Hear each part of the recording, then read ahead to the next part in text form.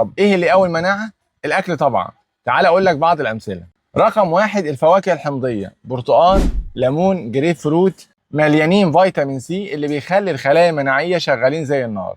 رقم اتنين العسل الطبيعي، غير انه طعم حلو ده مضاد بكتيريا طبيعي ويخلي جسمك زي الحديد.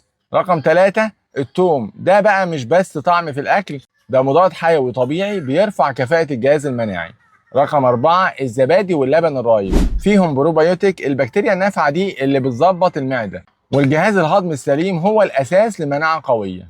رقم خمسة المكسرات والبذور، اللوز وعين الجمل وبذور عباد الشمس كلهم فيهم فيتامين اي اللي بيحمي خلاياك من أي هجوم. رقم ستة الفلفل الألوان، تفتكروا الفلفل الأكل بس؟ ده مليان فيتامين سي أكتر من البرتقال وكمان فيه بيتا كاروتين. رقم سبعة البروتين الجيد، جسمك محتاج بروتين علشان يبني الأجسام المضادة اللي بتحارب العدو. وما تنساش النوم الجيد وشرب المية الكفاية جزء من تقوية المناعة زيهم زي الأكل. يعني كل لقمة صح بتاكلها بتبني جندي جديد في جيش مناعتك.